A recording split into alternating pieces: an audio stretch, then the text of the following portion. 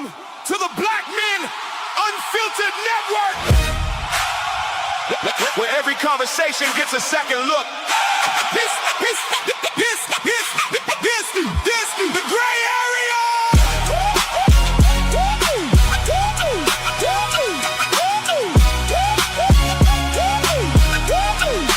Welcome to the gray area, where the truth cuts louder and the lines keep blurring. Paul and Peter, bringing every point of view. If it's black, if it's white, we're talking everything in between tonight. Welcome to the gray area. Paul brings facts, Peter brings perspective. Different opinions, one objective. Breaking down every topic, nothing off limits. Culture, politics, relationships, we're in it. Tech keeps changing, everybody's adjusting. Everybody talking, but who's asking questions? Nobody else wants on the table. We keep it honest, no labels, no sides, no scripts. Just conversations that make you think. Welcome to the gray area, where every answer raises another question. Paul and Peter, pushing the conversation higher. Everything the world won't touch, we're talking about it. Light skin, dark skin, old school, new trends, family, faith, money, dating, all that. Do me a favor, Paul. I like being using last comment. I'm almost afraid to.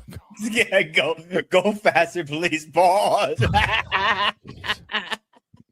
My gosh. Good evening, everybody. Intro. I like that new intro. Yes, I see both of us. We're dancing in the background. We're kind of getting our dance on. Good evening, everyone. Welcome to another edition of the Gray Area here on the Black Man Unfiltered Network. I'm Mr. Bennett, joined by my partner, as always, the Ghost of Sparta, a.k.a. Peter, a.k.a. Panayotis. Certainly welcome to the show on the Black Man Unfiltered Network, simulcasting on the Sparta HQ Network. Certainly, if you would really help us out, certainly show some love on both. Make sure you hit the like button.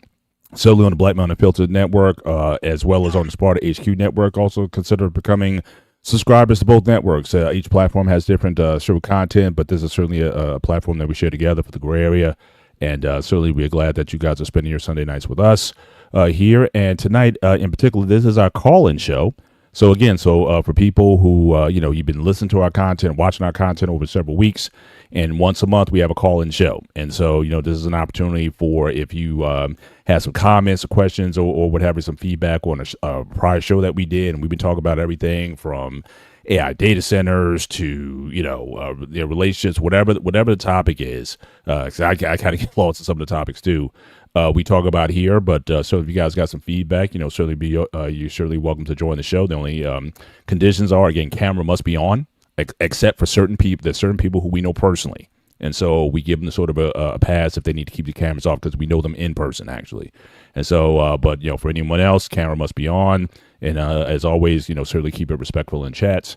And, with that, we can certainly have a good time. But this is a conversational show. We're not experts in anything. We're just here just having conversation, good, honest conversation, respectful conversation in this place. And the only thing we ask is that you certainly keep that same energy, certainly in our chats. You're certainly welcome to your opinions. We don't judge opinions here, but certainly just keep it respectful, everybody. And, it's really all we ask for. But good to be here tonight. But Yasu, my brother, what is going on? Nothing. I want to add to your opening monologue. Sure. People always, want to talk, their free opinions on, in the chats.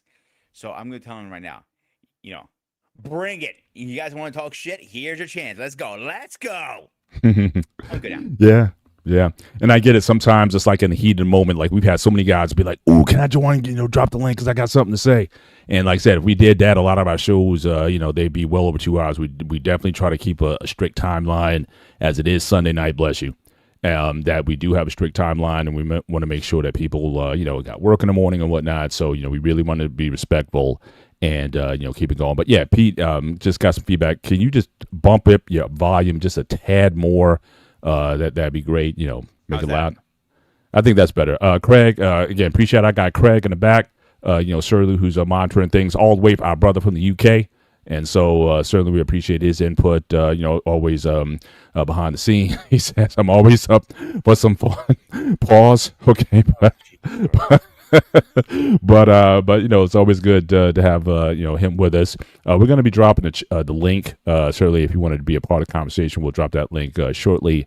But just want to kind of get into a little opening stuff here.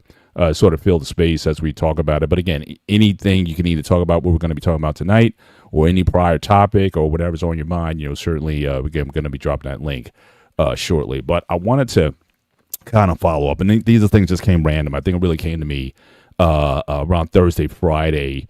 We had a show certainly on Sparta HQ Network. Again, we certainly encourage you to go over there and certainly check out that content. But really, we were talking about the concept of what is the American dream, and or is the American dream dead? And certainly, different people had different opinions on it, and it doesn't have to be an American dream. It could be, certainly we get again Craig from UK. What is the British dream? What is the Greek dream, or whatever? What do people really want out of life? Or what is people consider being successful, in particular here in the United States. And I started to realize that, I think for a lot of, depending on the generation, I think that definition has really changed over time. And certainly, certainly for young people, Gen Zers, and now you got the Gen Alphas and whatnot, certainly what a Gen X dream was, which for a lot of us was, we were like the first to go to college, in our families or whatnot, or, leaving like a blue collar job to a more, white collar, things like that, owning a home, cars. And, but for younger people, it may be different. And I know one of the areas I was thinking about, because again, I talk to my daughters about it often, is like owning a car. And whether or not, like when I remember, growing up when we were 16, we couldn't wait to get our licenses. So as soon as we got our permits at 16, we got 17, we got our driver's license. And we were just jazzed up to get a car. Now, back then, it really didn't matter what car you had. You know what I'm saying? It was like you could have a jalopy, a hoopty. Like my dad brought if you remember the movie Wayne's World, anybody remember Wayne's World? We had a sky blue 1975 AMC Pacer that he had basically through my college years. I would use that car to go back and forth from school, help people move. Because one thing about the car, it looked very small on the outside, but it was very spacious on the inside. And you could move a lot of things. Certainly in that, in that little car. As ugly as it was, people, I would drive by people and they would yell out, "Wayne's World, Wayne's World, Wayne's World." But that was it. But it didn't cut. The fact that you had a car, in my time, that was enough. I mean, whether it was a hoopty, you put 4 or 5 guys in there, whatever, or people in there, and you go to the beach or whatever, as long as you had wheels to get around, nobody was complaining about, oh, you didn't have like the high-end car, you didn't have a Lexus, or you didn't have a Nissan Maximo or a Jetta or something like that back then. Nobody really cared. But I think you certainly got to a point where people were thinking about, what type of car you had. I think you had this material things like, ooh, you got that car. I would never be caught dead in that car. But it didn't matter. But now I don't know if for kids or for young people today, is it really a thing? Or young people, 21, 22 years old, just running out the door looking to dump a ton of money into a car. So what's your initial view on that? I'm gonna cut you off very fast, Paul. Yeah, So go for it. obviously, my lady has two 18-year-olds, and I call him like they're my kids, and we talked about this in private and publicly. So my son, he's looking to get his new car. His current car is nothing wrong with it. He need a little wrench work, and I told him, listen, we can do most of his work because I have a mechanic background. We can fix this. But for some reason, he's so gun-ho. I want a new car. I don't want this. It's a piece of shit. And me and my lady had this conversation today. There's nothing really wrong. It's a little cosmetic work that needs to get fixed. Mm-hmm. But cosmetic it's not going to fail an inspection. It's not going to hurt the vehicle in the long run. So it needs tires soon because, he drives over. He literally drove 2 hours away for the weekend, visit his cousin, and then he came back. Then he drove 2 hours to Hershey and back. So that's miles you're going to put on it, obviously. So we're looking at over maybe 300 miles in a weekend. So you're putting some miles on it. So that's wear and tear on the vehicle. So it's a Ford. Ford are very reliable cars. It depends who you talk to, but my personal opinion, they're reliable cars. Hmm. So every car he wants is A, too expensive, and B, when he sees the car is good in his price range, it's a piece of shit. I'll be honest with you. It's like, don't get that car because your car is better than that car right now. Right. And I think most young men and young women don't understand the value of the dollar like we used to do. Like, we were excited to just have a vehicle. That's all I cared about. I remember my first car was $500. That's what I paid Mhm. for it. It was outside of Harlem, New York, and it was a Mustang. And it was a project car for me, meaning I will, because I was going to go to mechanic school. I was working in a mechanic shop as an apprentice. Didn't get paid anything. I just needed the experience. So my boss said to me, "Listen, there'll be a perfect project car for you to learn." So we gutted the whole car and we built it from the ground up. The only thing I didn't do in it was the bodywork and the interior, meaning like the seats and all that stuff, because that's above mechanic. You know what I'm saying? Right. So we did a great job overall with it. I was happy with it. My dad built a goddamn engine on it, and college kid a college kid with a blown engine, bad combination. And this is better than I would do. You couldn't afford to fix it. So that Pacific engine, it was a unique model that year. It was a GT 500. Right. Um, and I called everywhere, and I ended up calling Ford, and I asked Ford, "Hey, can you guide me in the right way? I'm looking for this piston. I need 3 pistons." So I didn't need to do a full rebuild of the engine. I just needed to do just the parts I needed to fix. It was going to be fine. And because my dad put blue pistons the size of golf balls this big in it. Right. Because I had a supercharger. My mistake is it was supercharger. You have to literally sit there and let the RPMs drop before you turn the engine on. That's why they have a timer usually on them. Didn't think I needed that. Kicking myself in the ass now for that, obviously, years later. So he goes to me, starts laughing, and goes, I'm gonna give you Fort Shelby. What like that's the only place you can find them. When I tell you I almost had a heart attack when I found out how much Right. Right. I had to get rid of it. I got top dollar for it because it was a good shape the car was. I put so I was working it. I have Right. found a collector, a guy who was a collector. He says, "I'll pay you whatever you want. I don't care. You know, I can fix the engine. I'm not worried about that. I want that car." And I just got lucky. No, lost Peter. Lost Peter. Come on, come on back through. I'll attach you back on. But yeah, certainly. Again, I guess both Peter and I, we kind of go back to a time where, Sorry about that. again, you would get a fix up. You weren't trying to go and spend prime money on a car. You got a jalopy. Again, that Pacer that I had was like $400. The car I actually bought outright. My sister had a car. It was this little. I think it was like a small Chevy, little red Chevy that I might have paid her maybe $1,000 for at best. And that was a little car that got me around to and from. It was a little zippy car. I mean, but I wasn't, trying to get, I wasn't worried so much at that time about trying to get something that was so, just having a nice ride. I didn't really get my first ride until I was over 25. And at that time, I got a 94 Nissan Maxima, and I owned actually 3 Maximas. Certainly in succession, I thought that was kind of a nice kind of mid-tier car, but I've never owned a luxury car. And that's just never been, like I said, a big focus of mine. I was thinking about maybe getting a Tesla a couple of years ago, but outside of that, it hasn't been a priority. But that's just me. I'm not saying I'm not against, No, they're getting a great. car that you want. They're decent cars. People don't realize Tesla's isn't the only car that you can buy is electric.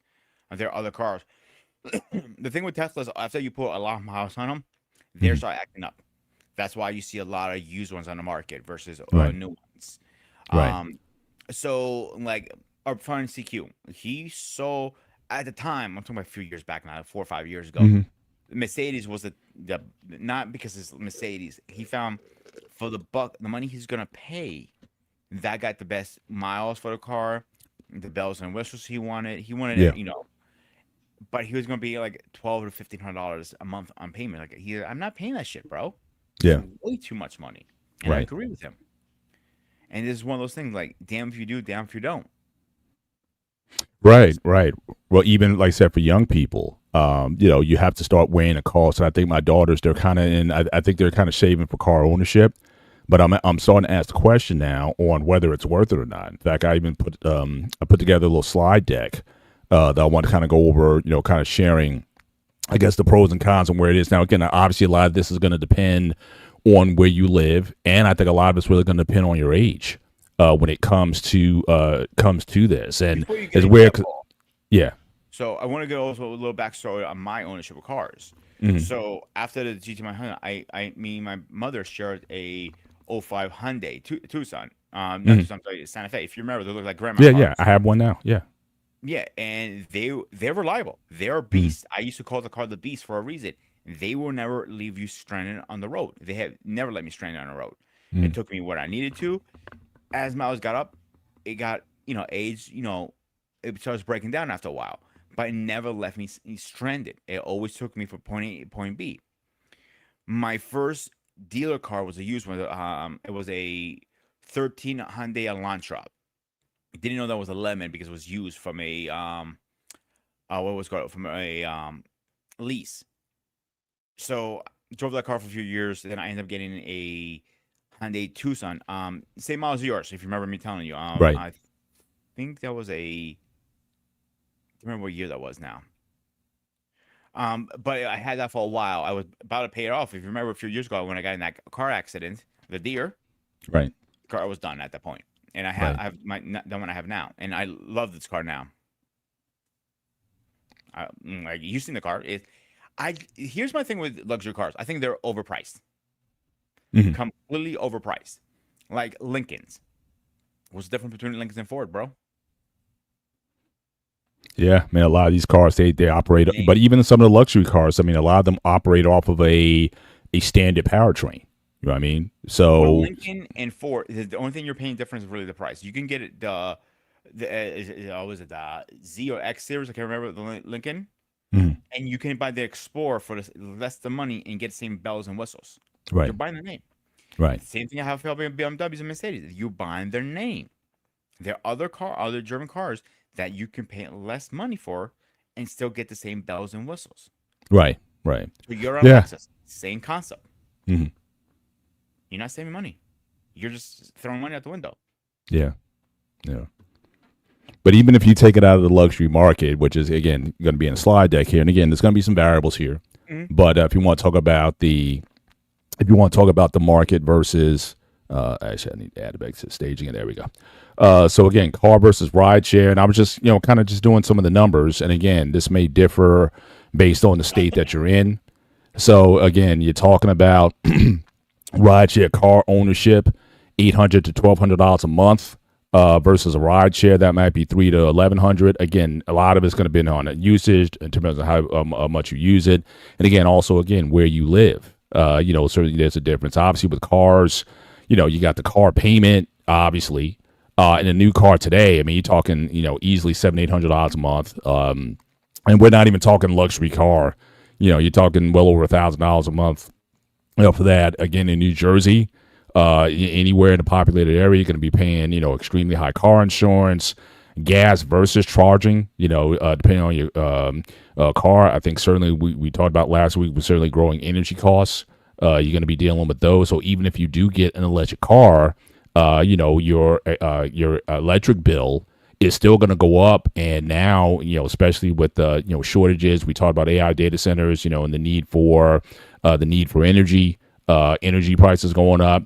Again, maintenance and tires, parking. Again, depending on where you commute, if you work in a city, how much you're going to pay for parking on a monthly basis. So again, these costs can go up, and even with the insurance one, again, a lot of it's going to depend on your age. I mean, if you're under 25 in New Jersey, you're going to be paying a lot more than $300 a month in insurance. I mean, it's Your insurance in your state is ridiculous.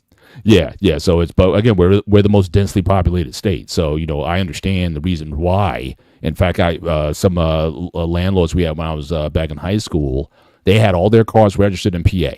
They owned a home in the Poconos, and they had all the cars registered to that address in the Poconos, but they lived in New Jersey like 75-80% of the time. And so that's how they were able to save on insurance because they got the PA versus the New Jersey insurance. Otherwise, it would have been a lot more. But when it comes to rideshare, again, it depends on how often. Again, a lot of people are telecommuting now or working hybrid, going in only 2 or 3 days a week. So you start to factor that in, depending on your your situation. Even as a full timer, you're going in on a regular basis. Yeah, $1,000 to $1,200 a month. But again, do keep in mind with this, again, no responsibilities. Right, you don't have the the burden if you get into an accident or something like that. I mean, you're not responsible for it. You don't have to deal with the headache. So for some people, this might be a good trade off, even if they have to pay a couple $100 more than they would over owning a car. I know a lot of younger people are saying, why do I need to be in a hurry to get a car? If I can do, a ride share or just if someone has a car, you go to my daughter. She saw Bruno. In fact, we're going on Tuesday. She went to the Bruno Mars concert at MetLife yesterday. We're going Tuesday. My wife and I. We're going ourselves Tuesday night. But yeah, I mean, her friend's sister drove him up there and gave him a ride back. My daughter gave her some money for the ride. I mean, it wasn't it wasn't a big thing, but I can't imagine going up there paying tolls. Again, that's the thing. If you're in New Jersey, you're gonna pay tolls if you're on the turnpike or what have you. So again, these numbers here, and you don't have the burden of ownership, is attracted to a lot of younger people. If you just look at some of the monthly costs, again, even if it's a little bit more, it's not like a crazy amount more that you would be using over rideshare. And again, they're talking about on the high end when it comes to car ownership versus that. And then you got so again, where the math flips, that sweet spot is $800 a month. Again, it's going to depend on your location. So if you're going to spend more than $800 a month in rideshare, then that's where rideshare starts to lose its edge. But if you think about it, I mean, that's like $200 a month. Yeah. So I did a similar thing for somebody before. How's the mic sound? I maxed that out completely now. Okay, we'll work with it. It's fine here. Fine here. So when I did an Uber I was between work for a while. So not for it was like 3 months I was out between jobs. So I just made sure I kept home busy to pay the bills. If you remember, there was like a couple summers ago. So funny story. It was two of my buddies were going to see Fluffy, and I'm actually going to see him in 2 weeks. We'll see him in a couple weeks too. Yep. Yeah. So they hit me up because, Pete, I know you're doing a little bit Uber on the side. Do you mind taking me and one of our buddies to the concert? And I'm like, yeah, I don't mind, but dude, I got charged. Like, that's fine. I don't care. I prefer you paying you cash than get an Uber and you can just pick me up afterwards. Right. It just happened to be the same time in Music Fest, so I was gonna walk around and check it out. Let's say something else happened. I can't say on camera. Right. Nothing bad. Actually, can I? Yeah, I can say this on camera actually.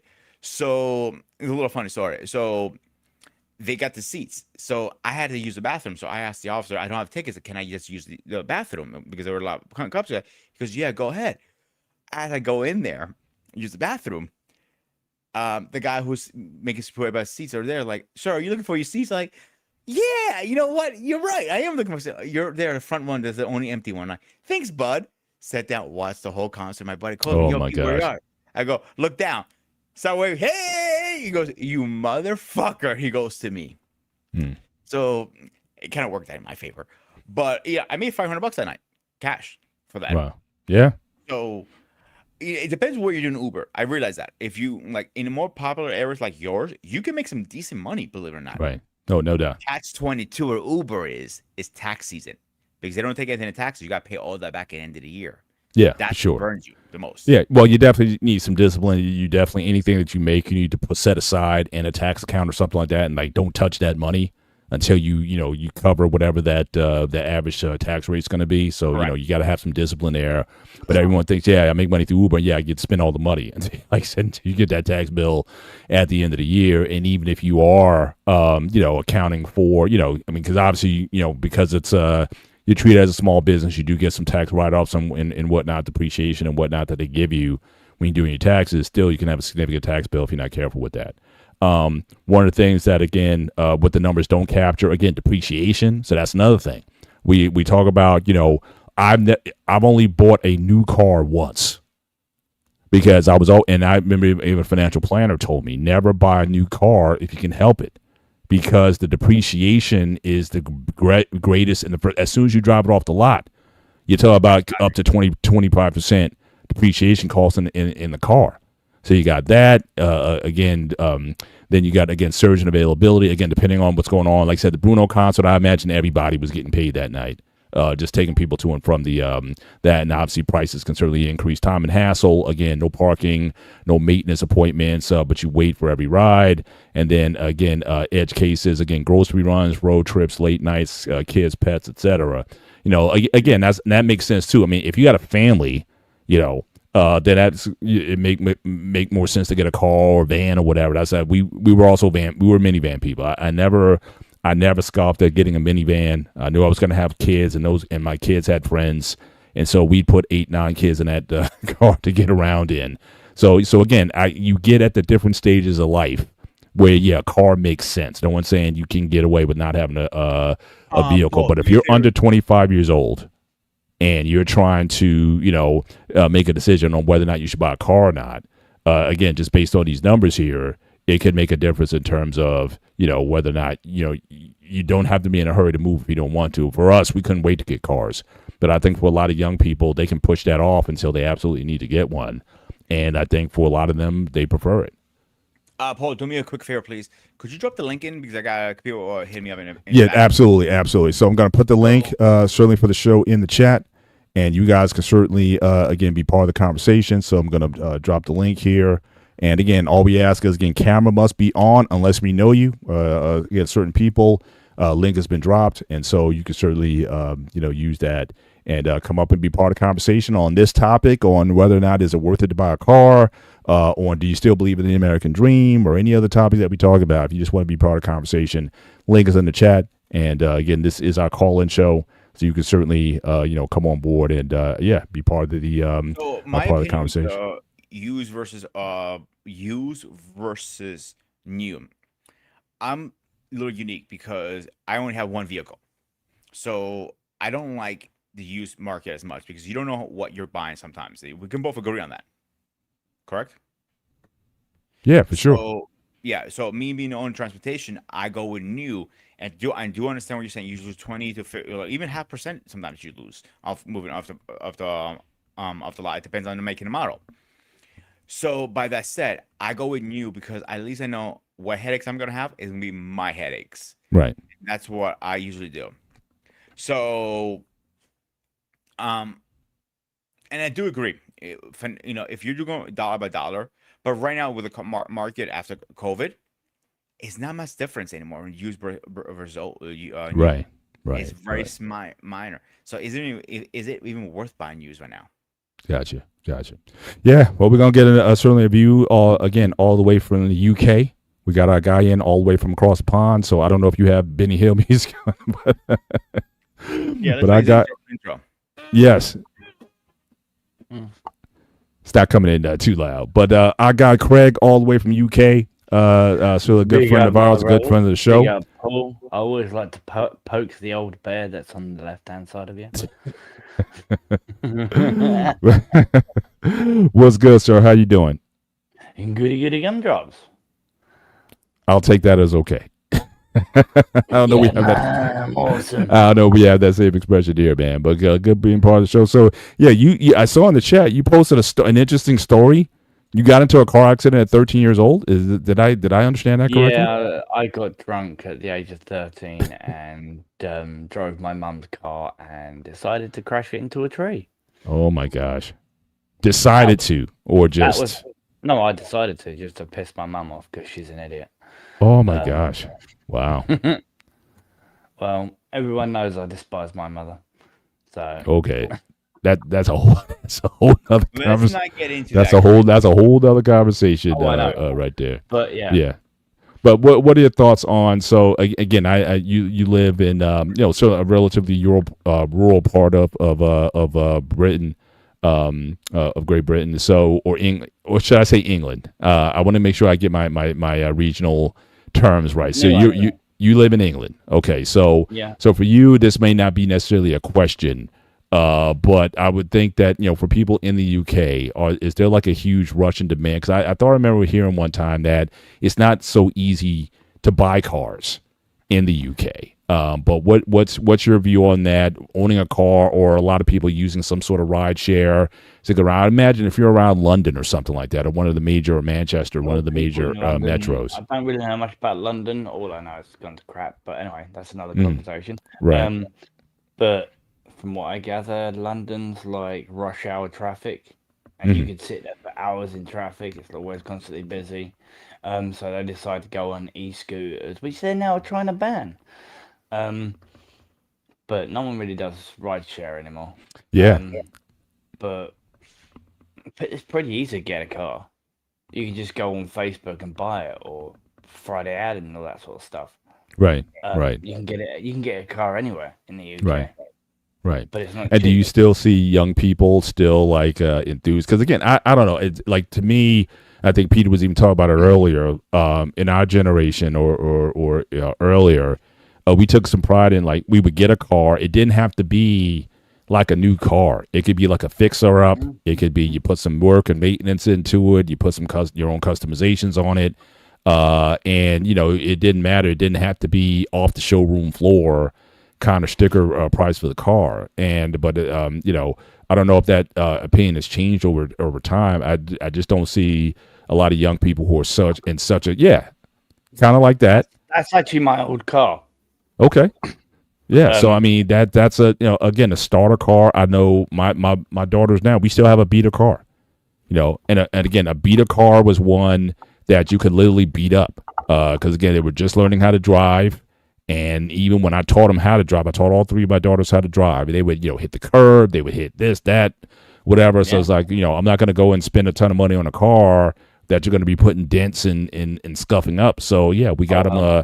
We got them in I think an '08 Sentra, and they still use it. It costs us virtually nothing, but it still runs. It's got almost over 200,000 miles on it.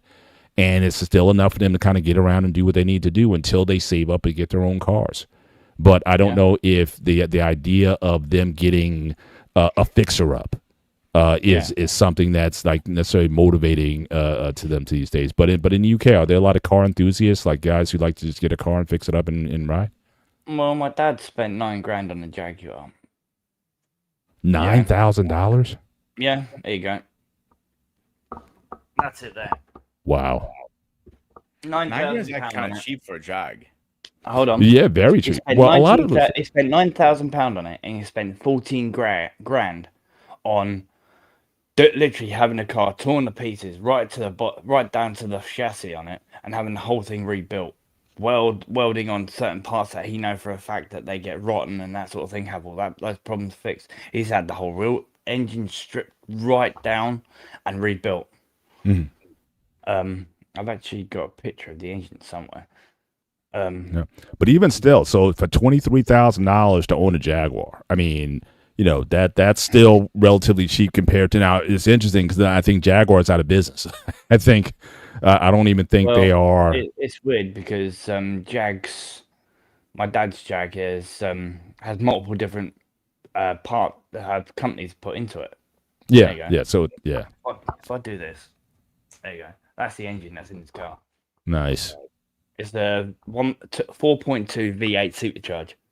very cool, very cool. Yeah. Yeah, that's that's a work right there. That's that kind of enthusiasm. I don't know if a lot of younger people are participating in that sort of thing, or they have the patience for it today. I know there's a young car group in my area.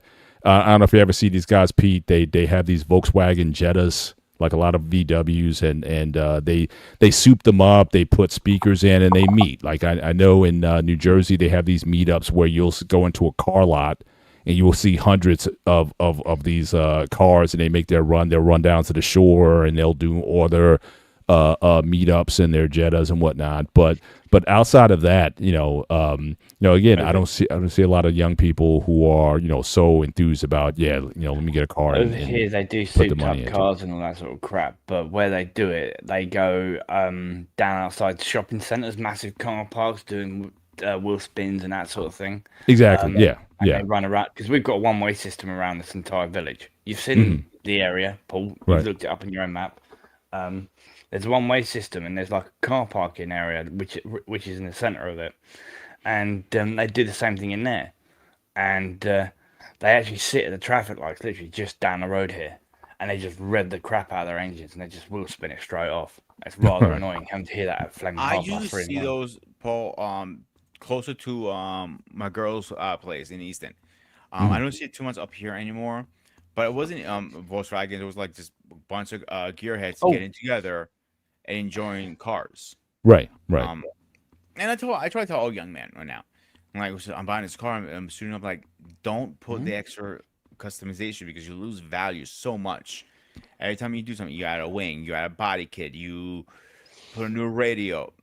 Like only time you like a few things that might not hurt the vehicle as much is like remote starter the value. I mean, you know what I'm saying? Mhm. That might increase the value a little bit. Right. But if you're adding like a turbo charger to it or a supercharger or NOS or anything like that, yeah, you're losing a lot of value on it. Yeah, Oh or yeah, you got to sell it within that community then, because like I said, these groups that I'm talking about, like they yeah, I think it's pretty close knit. So if someone was looking to upgrade their car, they saw yours, they like what your customizations, they may want to buy it off you. You got to operate within that market, but taking it to a general marketplace, maybe not as maybe not as much.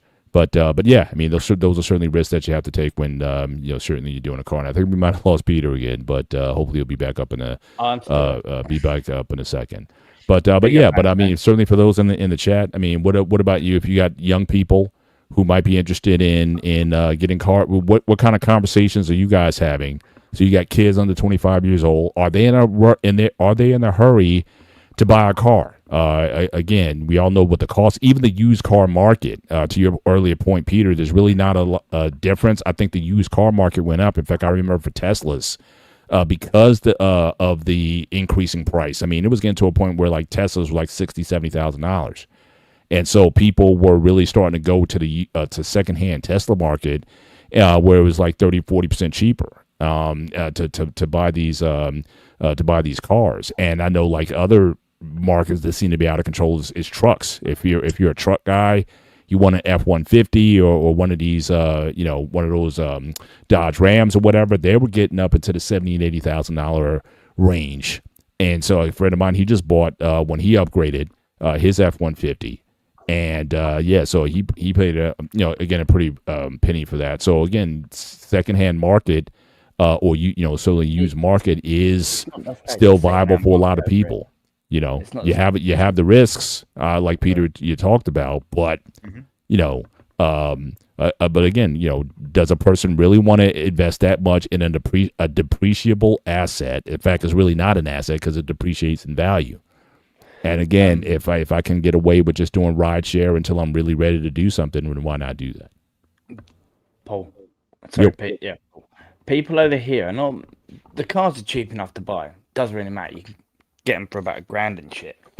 But they go for really cheap. But it's the insurance that really gets you. As a new driver, they quadruple your insurance as a normal sure. standard driver.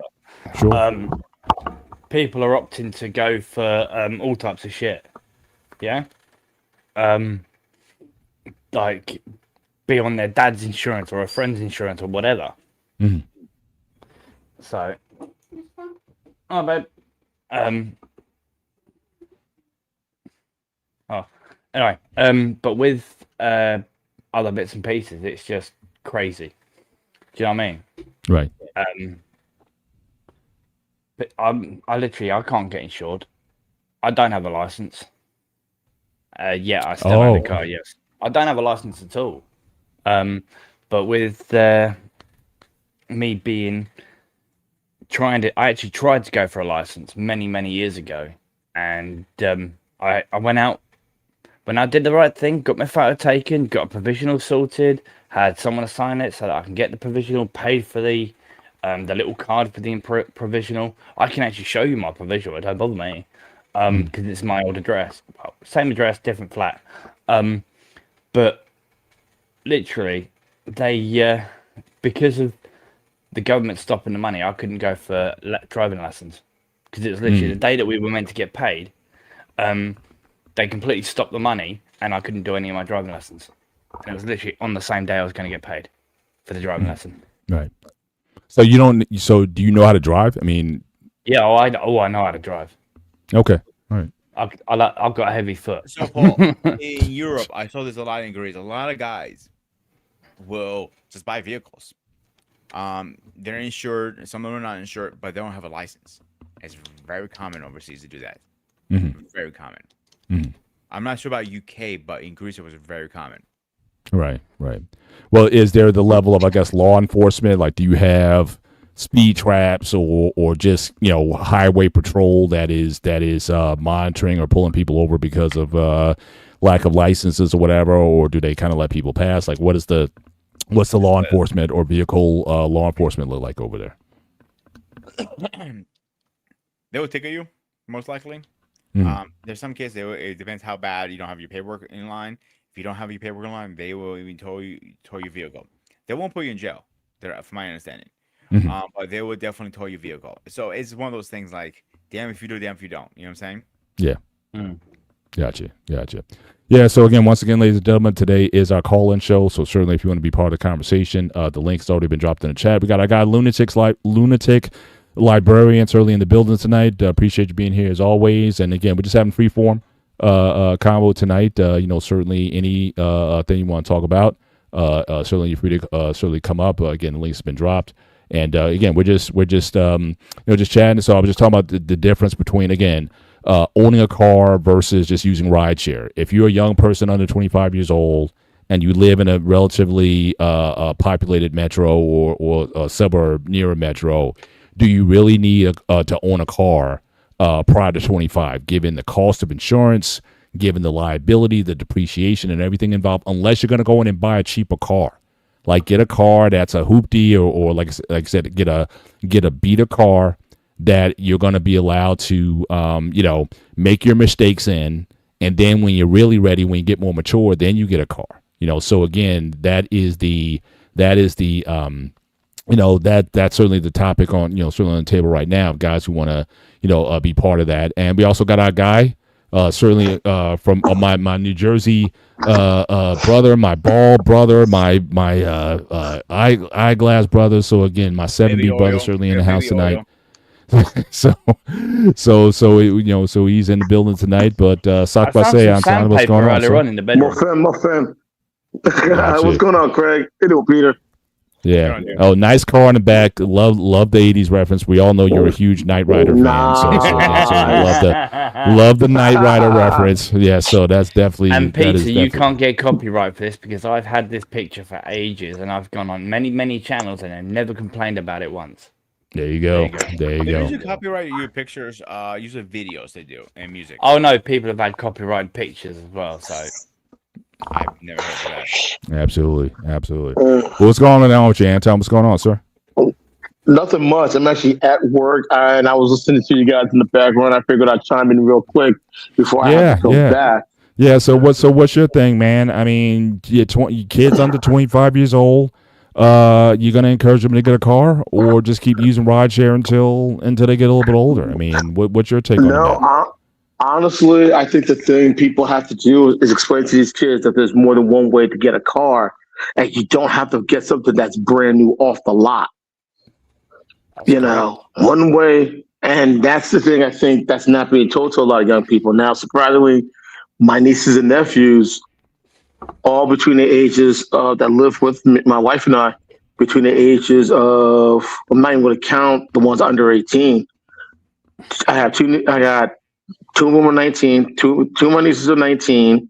I have one niece that's 23, and my nephew is 25. And I have a couple other people. None of them have their license. And I find it hard to believe, like, how can you not have your license at this age? And to me, I feel like well, I don't have a car. It doesn't matter. It's a life skill. And people don't realize with certain jobs, if you have a valid driver's license, that gets your foot in the door. Right. At my old job, if yeah. you had a driver's license, it didn't matter if you didn't have a car or not. If you had a valid driver's license, that was your foot in the door to get an additional hours. And that's the thing that a lot of these young people don't realize. Now, there are two ways that people don't realize how you can get a car for a very good price. And I've explained this to a good number of young people. One way is go to a GSA auction. And a GSA auction is using all these government service automobiles that are used by different areas of the government, military recruiters, different agencies like the Justice Department, the Interior, so on and so forth. Most of those cars that they have are in service for no more than 5 years. And they're well maintained because you have to write down the mileage from the time you sign it out to the time you turn that vehicle back in. And you have to keep track of how much gas you put in, so on and so forth. I've signed for GSA several times. I've signed for a bus. I've signed for a van, a sedan, even tactical vehicles. And they keep track of everything. And a lot of those service vehicles are always in service for no more than 5 years. And they will maintain because of the fact that they know a significant number of people will use them. So go to a GSA auction. They're well maintained. A good number of them are low mileage. Most of the time, they're either Fords, Dodges, and Chevys. Now I'm starting to see Hyundais and Kias with GSA plates on them now. And that was like a really big surprise.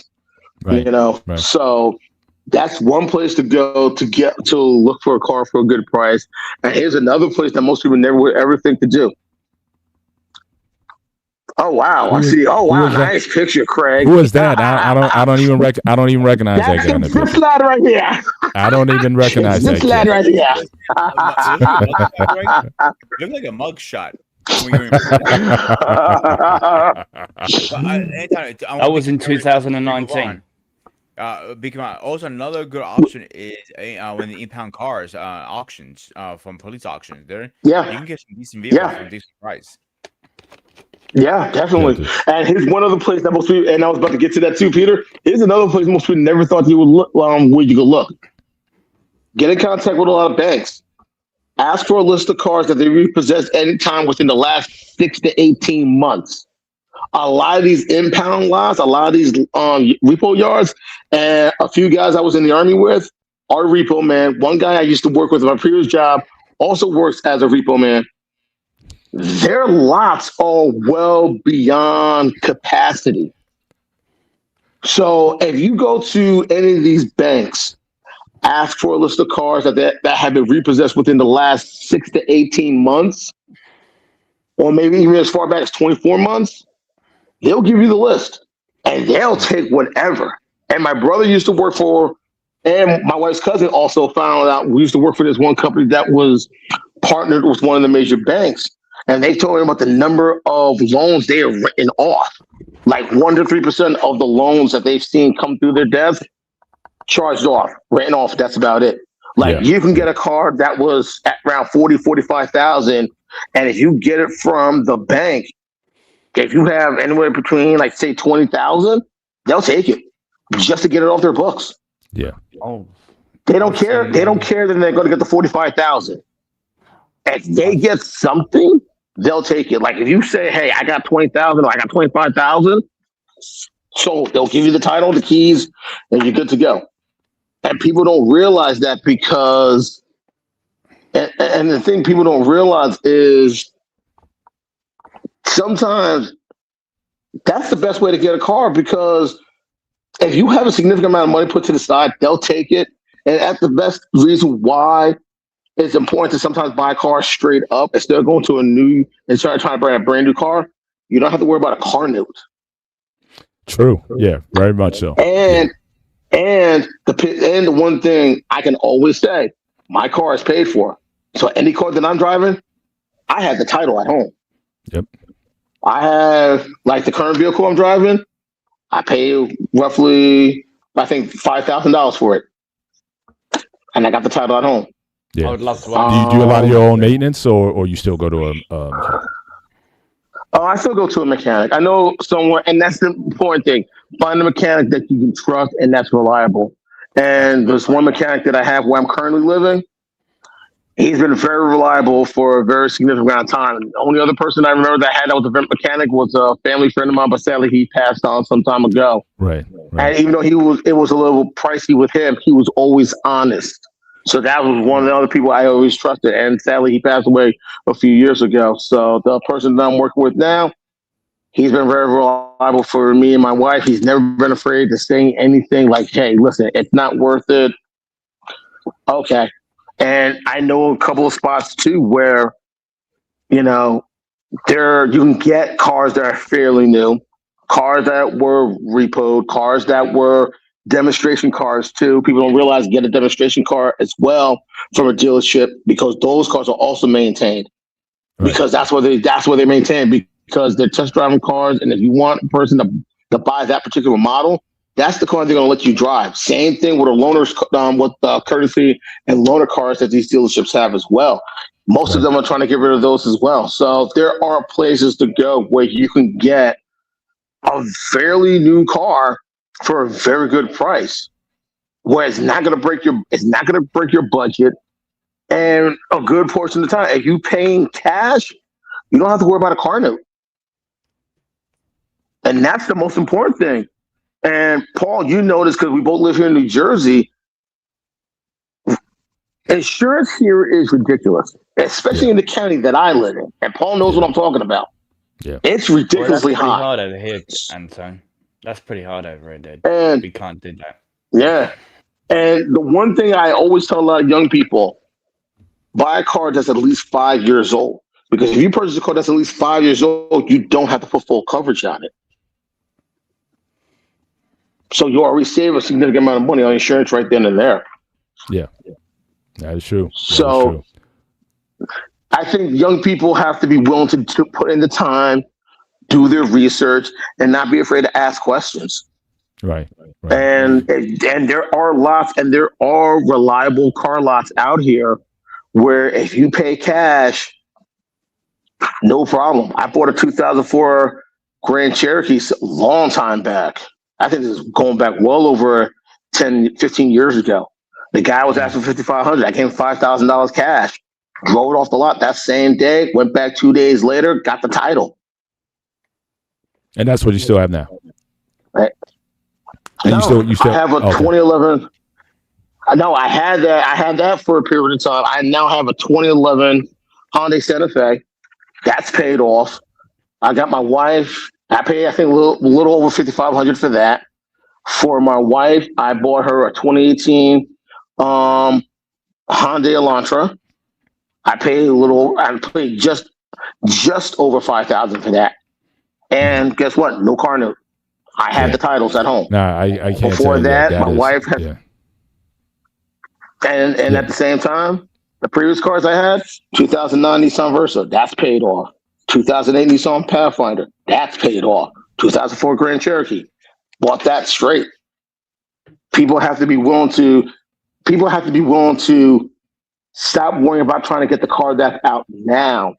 And sometimes if you can wait a few years, because people don't realize the minute you drive that car off the lot, the value already goes down.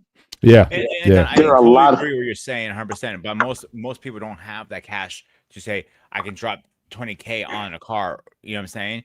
So that when they're buying used cars with a let's call it a payment plan through a bank. Mm-hmm. My issue with that is, one, like I said earlier, you don't know what you're getting. Let's be honest here. Sometimes it's Russian roulette.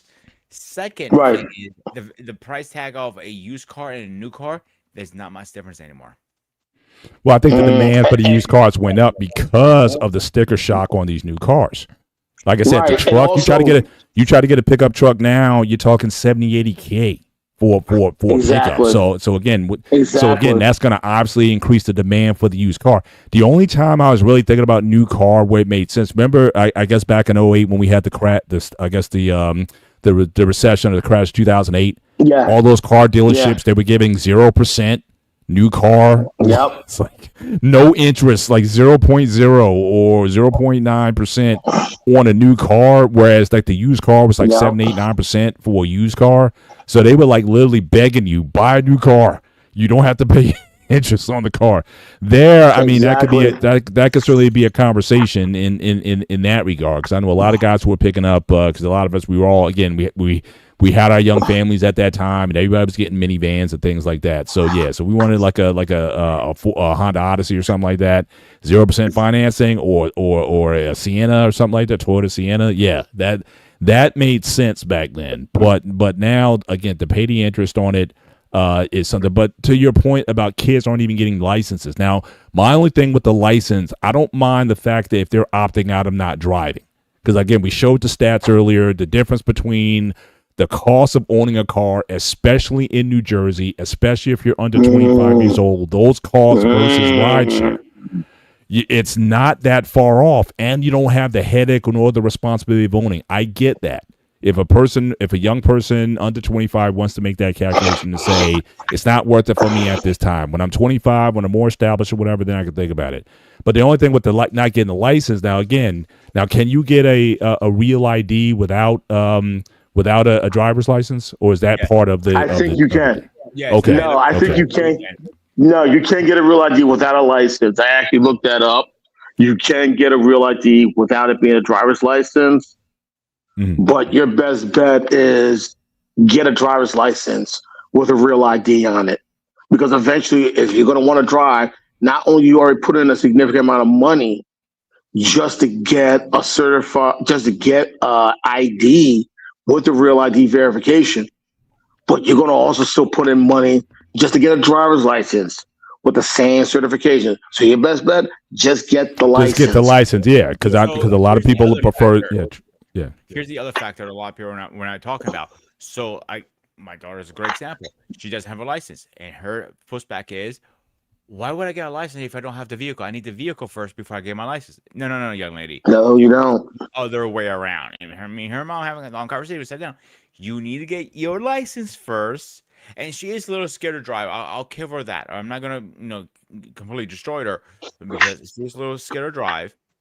Versus my brother, he could not wait to get behind the wheel. He was like, picked it up 1, 2, 3.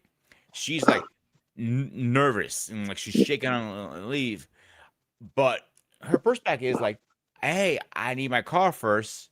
Then I get it doesn't work like that. No, you get your license first. And then you get your license first. How can I get a job if I don't have a car and a license? Like, then you get a job as you get your license and save up and get a car. And she goes the other way around. No, is that? No. Yeah. And honestly, what a lot of young people are doing, and I think I mentioned it in one show sometime back, a lot of people are downloading this app called Zipcar, where there's a shared car where you can use a car for a short period of time. Like one of my neighbors in my neighborhood has at least, I think, 2 or 3 cars that they rent out through the app. And I've seen people. So it's almost like how you would do with, I guess, renting out your home or whatever. You literally rent your car out to other people, like Airbnb. Yeah, almost like an Airbnb or Venmo. Yeah, or Verbal. I mean, what it is that if they need a vehicle and they're only going to use it for whatever errands that they're going to run, they'll look for the guidelines, look at the vehicle particular parameters. If they found a vehicle in their area that fit those parameters, they'll do everything through the app. Once they get the information, they'll be told where they can pick up the vehicle at, and the vehicle is going to be locked up automatically. They're going to have my neighbors. They have those realtor locks on the door handles, and once you get the combination from them, then you can open it up and get the fob to start the car, to get in the car to use it. Wow. And you have the limitations, like do you have to say ahead of time how long you need your car, where you're going, your mileage, like you? Yes. Yeah. Okay. You have to keep track of. They keep track of all of that where the car stays well maintained, and at the same time, what it is that if you have that vehicle for a significant amount of time, you have to bring it back because you don't know if someone else is going to use that same vehicle at another time. Right. So that's basically what a lot of people I know are doing as well. And from what I've seen, they make a good amount of money doing that. I mean, if you're willing to do that, if you have a couple of cars that are fairly new and you don't mind, partnering with Zipcar or any other app that does the same feature, hey, more power to you. Sometimes people are doing that to also help make a little extra spare change on the side too. My If you concern want with to do that that, that's cool. my concern is that is like the person who's driving my vehicle is being the shit out of it, or God forbid he gets in an accident and tolls my car. What then? Yeah. Well, that's why you get their information. That's why you need a license because because the information has to be verified before you even being allowed to get onto the app to use it. And plus, also they keep track of it to where if anything happens, if the person gets to an accident or does something to the vehicle and they don't make it known, not only that they can get kicked off the app, but they will be held accountable and held liable for any damages to the vehicle or any damages they may have done, like a hit and run accident. Yeah. You would definitely So make they it track- so for a second or third vehicle. Sure. Yeah. Go ahead, So Craig. basically, Go you were saying, Craig? Hey, he's waving his Yeah, I hands. was Go going to ahead. say something. Yeah. There's a place in the UK called what's it called? What's it called? Hold on. Enterprise Rent-A-Car. Yeah. Oh, we have What been they a part. do Yeah, we I have know it here in the what you're States saying. too. they've started having literally starting sticking vans around Hove, Brighton, and that sort of area.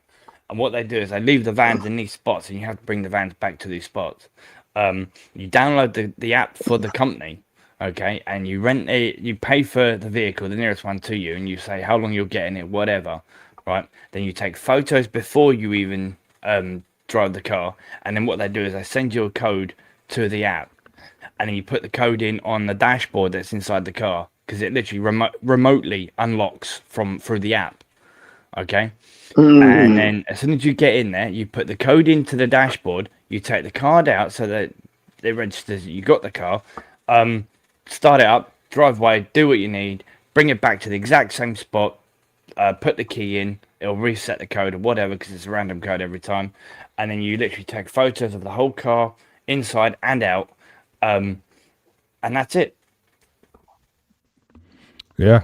That's similar to what we got here. That's similar to what we got here. Right. And Yeah. some people like it because I remember one of my neighbors I was talking to, and they said they've been doing this for quite some time. And later that day, I remember seeing this one couple. They were going to the beach. They were just going to the beach for that day, and they said, "Well, we don't have a car. We want to go down to the beach. We heard about this, so we're going to use this car for the day, going down to the beach." And I was just like, "Really? Just like that?" They're like, "Just like that." So I think what it is now with this new generation, they have an app for everything now. And they think because they have an app for everything, they know everything, and they don't. Right. And honestly, Peter, tell your daughter this: if it got seats in the steering wheel, she can drive it. That's how I learned. That's how I learned. I had a motor pool sergeant. I remember in the Army. Bro, these kids are so entitled. Like, oh, it doesn't have AC. Okay, they saw it. I'm not getting in the car. Like, I ironically explained to my nieces and nephews, and even to my daughters, my two older daughters. I explained to them for a period of time where having an airbag was an option. Having power windows was an option. Anyone can hear anyone, but I can't hear no one. Yeah, it must be. Yeah, we're all good here. We're all I can good. hear you. So We can hear you, Craig. So he said he can't hear us. So maybe. Yeah. Good. All right, he made me hear. He's like I have to come back in, but I was telling them all the things that are standard now were options back then: airbags, power windows, power locks, CD player. All the little things that you will find that are standard now were all options back then. And they looked at me like I was crazy. Like, no, seriously. But another thing that I don't know if you guys brought it up. I remember I was on Tarus. I was talking with Tarus on his show sometime back, and this is the one thing that he mentioned that a lot of people aren't realizing. A lot of manufacturers now, I think, because they've caught on to what people are doing, they're no longer building the basic standard models anymore. Remember, they always had like a basic standard that was an economy, something that was mid-range, and luxury. Now, because a lot of people were always buying the basic economy stuff without the frills, a lot of car manufacturers are getting rid of all of the basic manufacturer stuff. So now you either pay mid grade or luxury. Mhm. Yeah, like mine's that like actually I falls under that. Like my model was the cruise model they called it, and the next one up it was limited. The limited didn't have much different bells and whistles, and I didn't really pay the difference because all the bells and whistles are the dumbasses in the back seat. I didn't give a shit about the dumbasses in the back seat. I cared about this fucker in the front seat who's driving, and it made more difference to me. So I didn't really care about paying extra 20 grand or 10 grand or whatever it was for the people in the back seat. If you're hot back there, so sucks to me and you.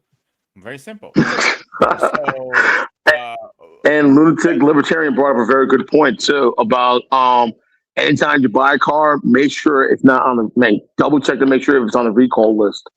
Because if it's on the recall list, sometimes you will get a discount if you're buying it from a dealership or somewhere else.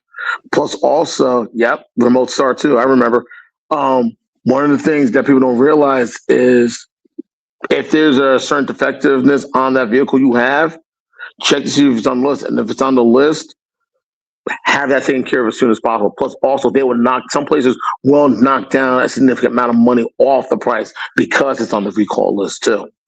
Gotcha. And sometimes it could be something like the airbags or tire pressure gauge or remote start or anything else. Any little defect that your vehicle has. If it's on the recall list, you go to the nearest available dealership for that vehicle. They don't care if you didn't get that from that vehicle, just so that way they'll have it on record saying that they took care of that defect, of that issue for the vehicle. And people don't even realize that. And sometimes it's the little things. There's a company in the UK that's to do with disabled people. Sorry, Pierre. That's fine. So your volume went down again, dude. Sorry. All right. So the other catch-22 is when you buy a used vehicle, it could be a lemon vehicle. So when it's a used vehicle, lemon law does not exist. Only lemon law exists if it's a brand new vehicle. I learned that the hard way. So that's why it's always be mindful to make sure to pay for a car as is. Mm-hmm. That's why. Yeah, sure. And that's even you buying a vehicle, let's say it's only gonna be like it was a return from a lease or something like that, and whatever is the lemon, because it's a used vehicle and it's a lemon, lemon law does not exist under the category, unfortunately. You get screwed on that. Yeah, that's true. Yeah. Now I looked out like my Pathfinder was a lease and the person returned it to the dealership. So I think they were asking for 15. I paid 12 for it, and I paid it off in I think it took me like 2.5, 3 years to pay it off. Right. I paid it off real quick just for the sake of getting out of the way. And the car ran very good because it was a lease. Because of the fact that the cars are leased, there are certain limitations of what you can and can't do. And I think the vehicle, I have to remember the Pathfinder had about maybe a little over 30 to 35,000 miles on it. So I still got a very good deal on it, and it lasted me longer than I expected. So I'm not complaining about that. Gotcha. And I think it's just a matter of the luck of the draw and doing your research. And I think that's the most important thing. Like this week, I'm going to be helping one of my nephews look for a car. He just called me up. I was like, "Hey, young, what are you doing this week? Next week?" I'm like, "Not really doing anything. What's up?" He's like, "Yo, I'm looking to buy a car. I got X amount of money, yada yada yada, so on and so forth. Do you mind helping me out?" I'm like, "Sure, no problem." So, I've spoken to him about it before he got his license, so he already knows what to look for and what to pay attention to. And I tell this to a lot of their friends as well. I tell this to a lot of my nieces and nephews, my kids, and I tell this to their friends. Listen, if y'all I think the problem with a lot of young people, they think they have it all together and they don't. And I tell them it doesn't hurt to ask questions. If you're not sure, if you don't know, you're not sure, you're not familiar, don't ever feel afraid to ask someone that's older because they might give you some information that you never even realized. So that's why I tell a lot of young people, get a car that was a lease. Those things have to be well maintained in order for the person to still have the lease on it. That's number one. Get a car that was a demonstration or a loaner car Those cars are well maintained simply because that's how they get individuals to buy those cars. Look for a car at a GSA auction because they're maintained for at least 5 years. Everything has to be kept on record. Plain and simple. Contact banks and other financial institutions. Ask for a list of cars that were repoed within the last 6 to 12 months, or even go as far back as 18 to 24 months. They'll take anything. If you give them a fair price, they'll take it just so to get it off their books. And most of the time, those are cars that are very well maintained as well. And because the person may feel so far back in their payments, you purchasing their car, it's not going to hurt you in any way, shape, or form. Right. And if you pay for it, and if you have the ability to pay it straight up, in a few days, you'll get the title to that car, and that car is yours.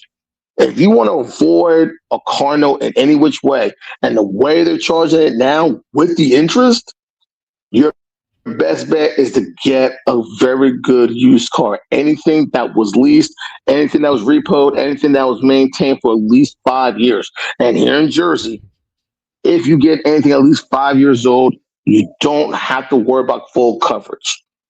That's the most important thing that I've told people here. Yeah. Get anything that's at least 5 years old. That way you don't have to work. All you have to pay is liability. That's right. That's right.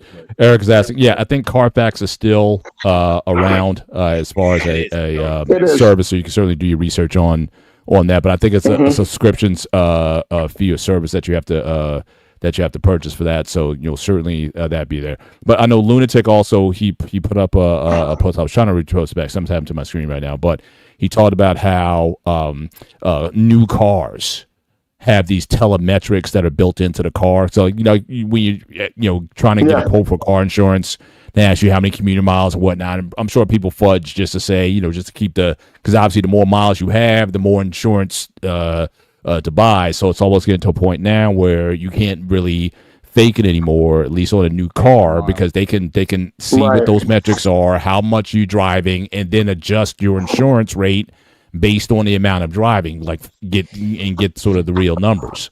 So that's just another thing with a new car versus some of the older cars that don't have those telemetrics built into them.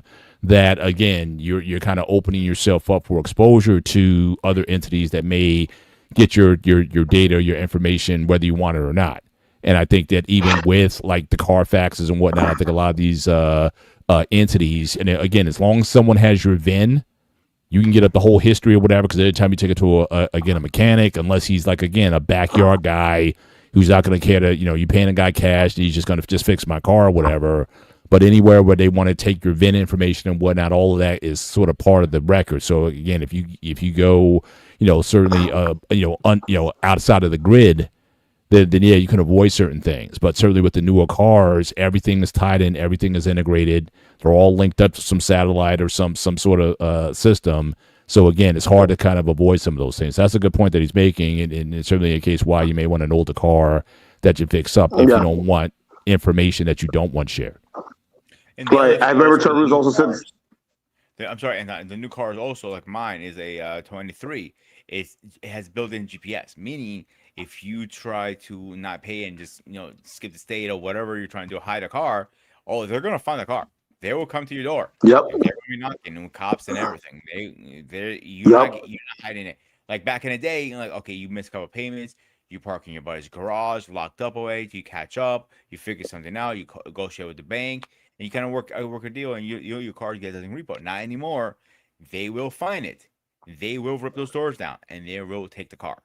No question about it. Another way also that people don't realize too, how if you run into a financial situation, they can just turn your car off. And it's just one big old paperweight. Like they'll literally cut it off. So you can get in the car, start it up, and it won't start. And then when you try to figure out why, guess what? You probably owe X amount of money, and because of that, you're not going to be able to use the car until you get that situation resolved. That's funny. Now, you would hope. Now, again, that's not a bad feature. Let's say if your car is stolen, right?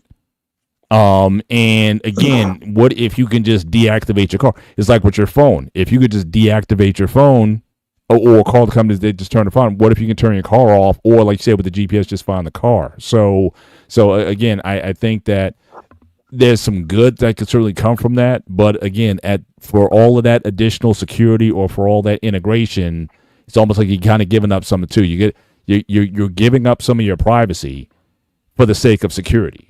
But that's always the pitch that everybody kind of gives you. And where's the balance between your individual liberties versus Big Brother watching your every move or whatnot? And again, you're in a lot whatever at the shopping center. You can't start your car. The GPS thing and kill switch of the car was meant for theft, to be honest with you. And it wasn't more for the repo. And it is a little bit for a repo too, but it was more for thefts because the thefts were getting higher and higher in cars.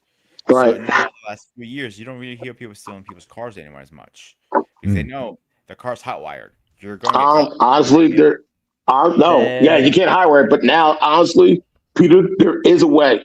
And people don't realize, and I found this out from a friend of mine that's also a content creator. So I'm going to give him a shout out. I'm going to shoot a shout out to my man Max V, as a chat class of '94. One of the newer ways that they're figuring out ways on how to steal cars. What's the one thing newer cars have that older cars don't use? Keyless. Exactly. Yes, I know. I'm just about to back you up on that one. I've actually seen videos in the UK of people actually stealing cars and literally using massive antennas to try and read the barcode. It doesn't matter if the key's next to the front door or literally three rooms over. They can still pick up the barcode or read the number ones and zeros from the card to pick it up to make a new card and stick it in the car to open it. Yep. Yeah, so they bypass the immobilizer, they bypass the alarm, all that sort of shit. I've been out of the field for over 20 years. So when I was in it and the keyless cars were first coming out, from my understanding, it was exactly lunatic. Very hard. But again, I've been out of that field for a long time. I haven't done any research on that. Again, I might be completely wrong on this. So what's the next evolution? Because I know we talk about these RFIDs. What about the biometric keys? Is that becoming a thing? So either your thumb or your eye scan. What is? They haven't said anything about that. But one of the things my friend Max told me that a lot of people are doing is you can actually get a key fob case that's RFID protected. You keep it in there, and that way no one can try to steal the signal from it. Sometimes what people are doing, they're wrapping their key fobs in aluminum foil too. Like with my vehicle, personally, you get in my car. You need two things with you all the time: the key and my phone, because my key was going to kind of it hits the app on my phone, and then it swings back to the key. The downfall of this is the first 3 years is free, then you have to pay a membership for that. Everything's coming with a price now. It's not expensive. It's only $100 a year. It's not expensive. But the thing that sucks is everything's coming with a price now. Like I've heard about some car manufacturers now where you can use your cell phone as a substitute of the key. Like you download the app, and I think you could download the app and you could use your key as your phone as a substitute for the key. Mm-hmm. And listen, literally forgot my keys in my house. All right. And I was able to unlock my car with my phone, go where I need to go, come back and do everything, and my landlord was open the house. So because all to my phone. Yeah. Lunatic librarian. I mean, he's been dropping. Yeah. Now I'm saying he's been dropping all kinds of info, like how this is done and whatnot. So I'm saying, is the next level then going to be again more sort of biometric data that's literally tied into your car, like even like with Kit, right? I think Kit was programmed to Michael, like only Michael could drive it, So again, is that going to be the next level where they're going to start using your biometric data, thumbprint, eye scan, retina scan, whatever it is? So in order to drive these vehicles now, if that's the next level, and if the RFIDs, if they're too easily hackable. I think the next step. Well, here's the thing. Go ahead, Tom. Say again. I think the thing about RF. All right, who's going? There might be a delay. All right, Anton, you go. Okay. Now the thing is about the RFID, about people using the biometrics. The thing is this: it's only going to ask for one thing. and that's your right index finger because that's the one fingerprint that doesn't change over time. So the same fingerprint you have at 2, you're going to have at 92. The rest of your fingerprints change over time. This is the only one that's going to stay the same. And the closest to anyone that may have the same fingerprint as you is possibly an identical twin. But at the same time, there are ways to get around the keyless stuff and everything else. Unfortunately, like I said, because of where I grew up, I know some guys who allegedly used to joyride. And one of the things that they do is if they get into the vehicle and start the car and go, the one thing they don't do, they don't close the door completely. Because as long as you keep that door partially open, you can operate that vehicle and not worry about getting locked in and our car cutting off. That's the thing people don't realize as well. Yeah. And like I said, Lunatic, he's already putting Lunatic is already putting the kibosh on that already. He's saying, "Hey, I can copy your retina and fingerprints." The only thing that got me thinking about that was remember that movie Demolition Man, where Wesley was trying to break out of the facility. They did the eye scan, right? And then you pull back, he took the guy's eye out and he used that. So I was like, maybe that's not a good idea. We're gonna start using, you're gonna see more crimes where people's eyeballs are getting popped out and whatnot and used to steal stuff. But you know what, Paul, but everything people forget also in Demolition Man, if you paid attention, when Sly Stallone got out of the cryo prison, he was scratching his hand, they put a chip under his under the skin of I think it was left or his right hand. So everyone basically is coded per se. Yeah. So even if you need to get in and out, you have to like use your hand to tap and everything else. It's basically like the early version of the NFC technology.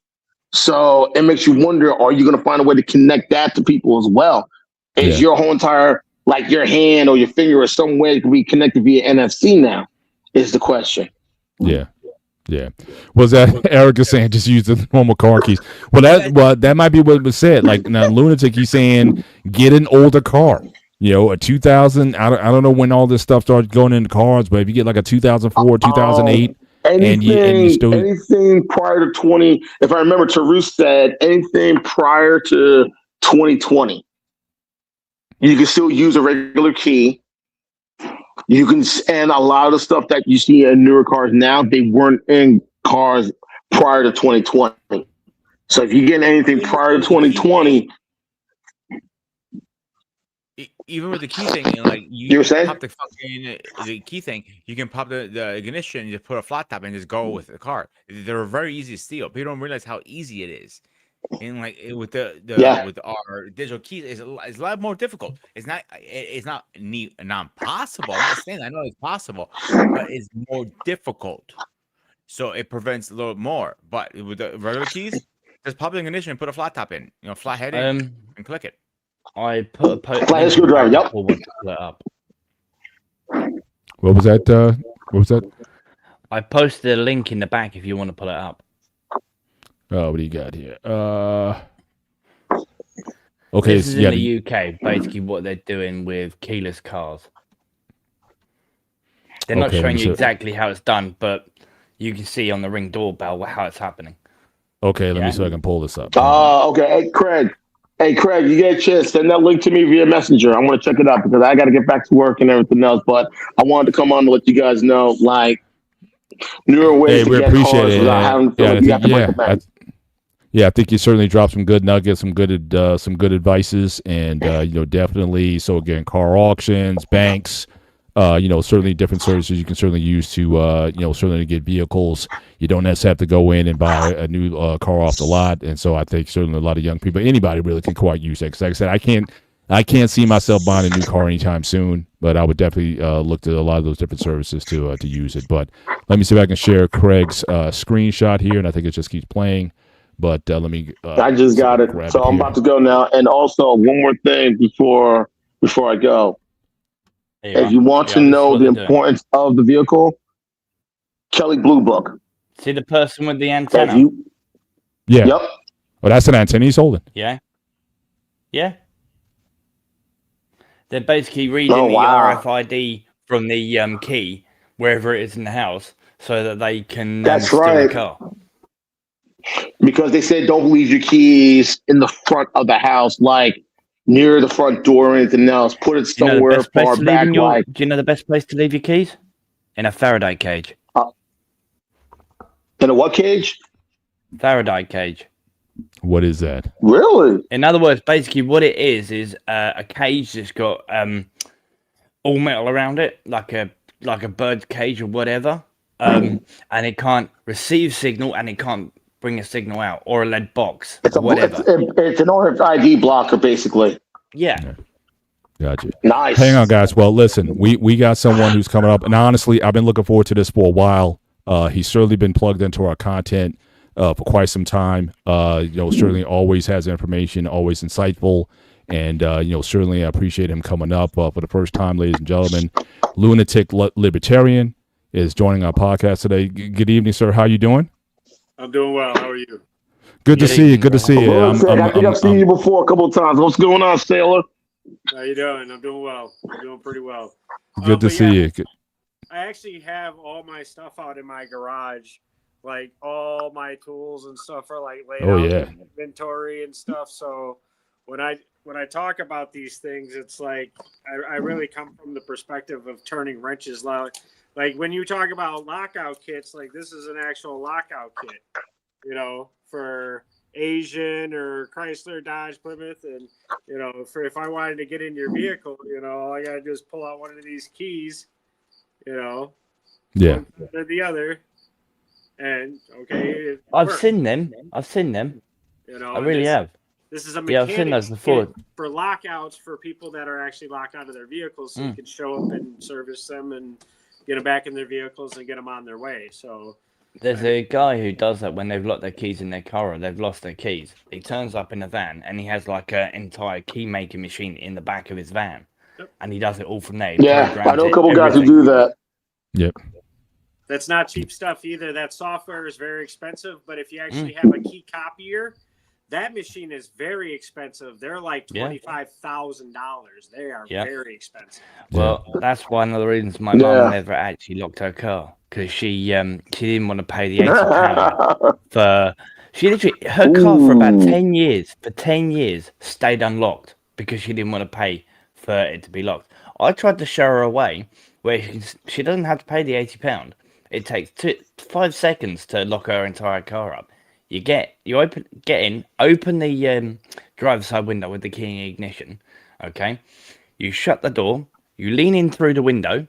You push the lock button, which locks all the doors, even the boot. And you take the key out of the ignition. And because of the few second delay before the power cuts out, you can pull up the window thing and just get out the car. Done. The whole car's completely sealed. That's true. And all you've got to do is just put your key back into it and unlock it, and it unlocks everything. But she can't be bothered to do that, so she just leaves it unlocked all the time. The amount of times, right, I have been there, and people have walked in around where she lives and tried car doors. She's been robbed so many times and wonders why it happens. I'm like, Mum, why don't you just pay the £80 or do what I just showed you, so you don't get robbed? She's lost thousands of pounds from it happening. Right. Oh, wow. Awesome. So Lunatic, I know you've been certainly following some time. Again, I really appreciate your insights. You're obviously seem like you're well read. You have a lot of practical experience with some things. So again, the fact that you do follow us on Sunday nights, I definitely appreciate it. But how'd you start? Just following our content. How'd you get connected with us? Or do you follow Black Men Unfiltered Network, or you just kind of found us on the stream? I'm just curious how you found us. Well, I look for political streams, so my algorithm actually has me tied into the algorithm of many different genres of political, commentators. So it popped up on my live feed, and I have no problem listening to people of reason when it comes to politics or just life in general. Right. What I talk about a lot is, my personal experience as far as like trying to minimize what people's expenditures are by actually, if you have a child, you try and not have, the medical interventions that cost you a bunch of money. You don't pay for the pre-done products. You make your own baby food. You try and breastfeed. Yeah. Use reusable diapers so that you're not constantly buying diapers or contributing to waste, or however you want to look at it, Yeah. So, there are ways to do it that is not necessarily more convenient, but it is cheaper. It just depends on how you want, what work do you want to put in? Do you want to put in the work for a monetary return, or do you want to put the work in for an actual physical return? You know, it depends on the mentality that you have. So, but as a military veteran, you know, you get trained in boot camp to go out and perform. It's not a question of if you want to or not. You are going out to perform regardless of any want. So, you know, people just don't have that. You will complete the task either way, shape, or form. Yeah. Right. And did I hear correctly? You're a naval veteran, Navy veteran? Yeah, Navy Seabees. Awesome. I don't think. Wait for Peter to come back. I don't know if we've had I don't know if we've interviewed a Navy veteran. We've done. Obviously, we've done Army Special Forces. We've done a variety. Have we done naval yet, Pete? Oh no, we have not actually. We need to get one of those guys up here. Yeah, so Lunatic, we would love if you watch a lot of our content. Like I said, we're kind of all over the place. Now it's interesting. We are not a political show. In fact, we try our best to try to stay away from things, but obviously they say everything is political. But one of the things that we've also liked to do on the show, we like to interview certain people. We've interviewed a lot of military vets. We've interviewed, entertainers, so, comedians, guys who were in military who become stand-up comedians afterwards. So a lot of people who have the kind of post-military life. So again, if you're open, we would love to do an interview with you. You store your background, your life in the service, your life out. If you're willing to share, we'd love to have you on. We've never had a naval vet, and so certainly that is something we can schedule. If you have some time, we'd love to have you on. Yeah, no problem. I mean, I have a question for him. Everybody, I mean, as far as being a Navy Seabee, it's a very small community, and I'm sorry that my friend up here, according to my screen, in the Army, but they say that the Army Civil Corps of Engineers fucks up. They said the Seabees comes.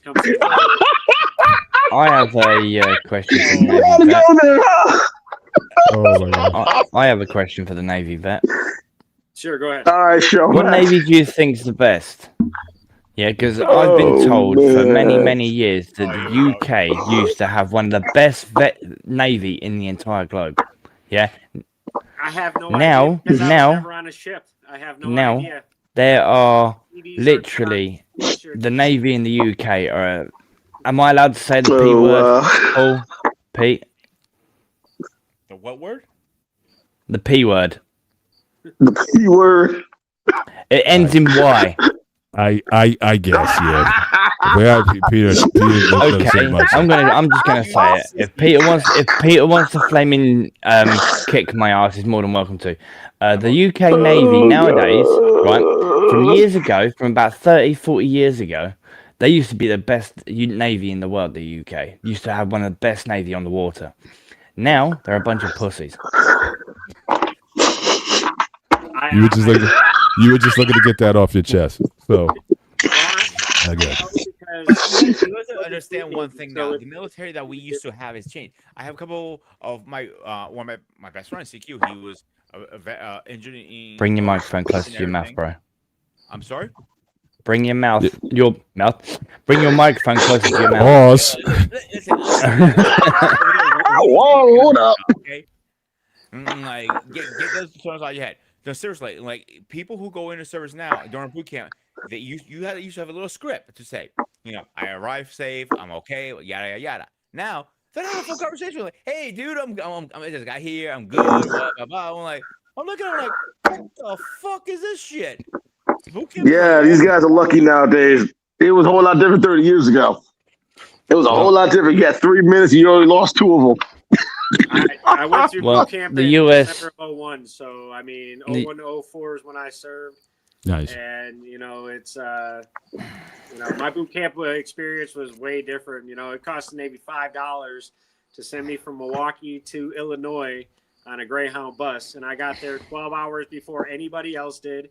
So I'm sitting there, and I had to go through chow by myself in civvies. Oh wow! And then I was awake all day, and then be awake all night for when everybody got off the buses and arrived and all that. Shit. Yeah, so there's a reason why it's called Great Mistakes, huh? Oh yeah, and it was cold as hell. December of 01, it was cold as hell. I think it was like -20. -20. You know what it is? Libertarian. Here's the thing. I always hear stories about people who go to Great Mistakes in the wintertime. I've not yet to hear a story about someone who went in the spring or the summer. Why is that? I don't know. I mean, my billet, my billet was very, very rare. So they told me you're either going to be an engineman or you're going to be or a CM. Pick one. You're going to boot camp in 10 days. So it was There you go. and I was like, you're not sticking me into the bow, the depths of a ship for my entire career where I never see the surface. So I was like, no, CBs are cool. I mean, you have the grooming standards of the Marine Corps, and then you have the tactical defensive that you learn from the Army. So, I mean, they call us the children of the military for a reason because, we dress like the Army with the BDUs, but we got a square cover or we got the rectangular cover, and then we got the, our sleeves are rolled up so that they're whites out, and then your grooming like the Marines. Yep, is that of the Marine Corps. So you high and tight and shaved, and they work your ass off. That's one thing. I remember when I got out of boot camp, I was like, oh, I'm in shape. Oh, hell no. When I went to the nah, 3 miles in boots. Let's go. Yeah. Unbelievable. Wow, that's fun. All right, folks, I gotta roll out. I gotta get back to work. Hey, man, appreciate you joining on. We'll definitely see you on the future streams, on the Spar streams and whatnot. But again, you're always welcome here. Always got home. Appreciate you, brother. Not a problem. Yo, Lunatic, we gotta swap some stories, man, for real. All right. I got all right, folks. I'm sure you do too. Oh, so do I. All right, folks. Y'all have a good one. Be safe. All right, later. Good night. But yeah. So Lunatic. I mean, obviously, I know we talk about, like I said, a variety of. Ed's still. Just mute him real quick. You want to boot him so he doesn't have to do it. Yeah. Team's hung up. But anyway, as I was saying, go ahead, the American Army and the UK Army was the US Army was one of the best, still is one of the best army in this entire planet. The UK used to have the best navy, but as I said, if we put the two together, navy at one time too. Pardon? Greeks, you had a navy at one time too. But yeah, from what I've been told from other countries, from other people, from different whatever, even in America, right? The UK's navy used to be the most feared people on the planet. Literally, one of the best navy in the entire planet. Yeah? They used to literally be the most feared out on the open water. Now they're just nothing. I've had arguments with a guy quite recently, a UK guy, and he was in the UK Army, and he's like, oh, the UK Navy's there. I was like, no, it's bloody not, because it's dwindling. The Army's dwindling. They're all pussies, the whole lot of them. Well, yeah? Is part of that dwindling just due to the... I mean, obviously, UK had a lot of territories and whatnot that it had to kind of protect and whatnot. And now that you've had a lot of nations that have spinned off. Cam off, cigarette. Dude. Oh, what was that? The guy on the camera. What's his name?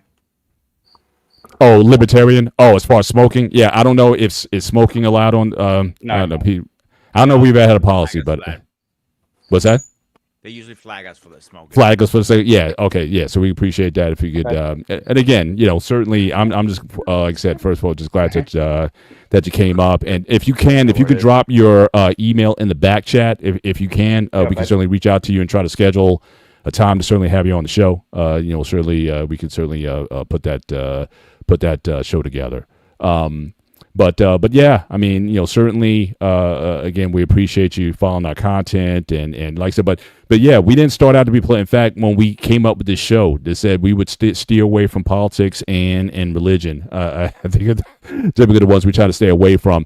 But again, certain conversations, I mean, even when you talk about things, when you talk about family, when you talk about culture and whatnot, politics ultimately kind of creeps into the conversation a lot of times.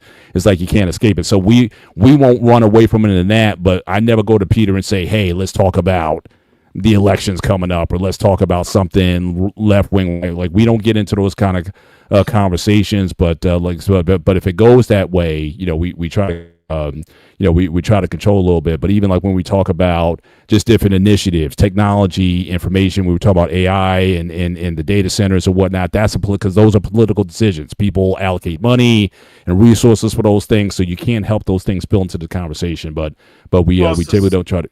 Society is so integrated right now that everything is politicized. It Exactly doesn't matter what it is. So it's hard to get away from the politics of things because everything's political. It doesn't matter what it is, Yeah. And I really don't care what most people do in their lives. It's your decision making that Right. Because no one's a perfect person, in my opinion. There's no perfect reality for anybody. It doesn't matter who you are.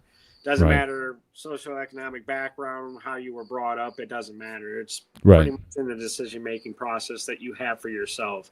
Right. I think a lot of people are taught nowadays to blame other people for their problems. Because that is true. Self-accountability is something that's not really prevalent anymore. It's always pointing fingers. So I think Michael Jackson had a great song when he said, the man in the mirror is the person that you got to look at if you're going to make a change. So, I tell people all the time, when I sat in the VA for months, I was like, I'm going to start looking at myself in the mirror instead of looking for everybody else to try and make changes for me. So.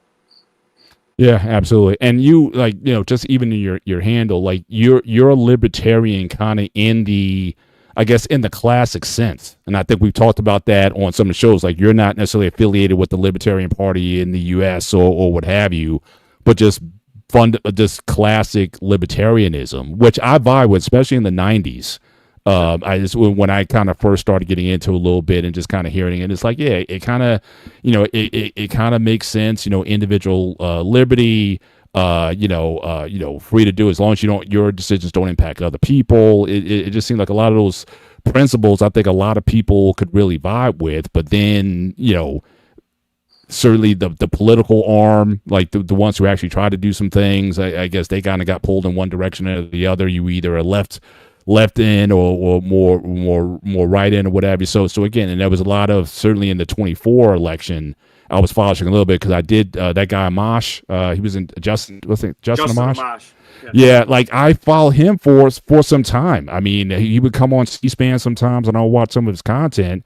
And I was like, this is a reasonable guy, but he got, I think the party got too much for him, and he was like, look, I'm kind of out, or there was some sort of infighting or whatever that kind of drove him out. So again, I don't really follow the actual party politic anymore.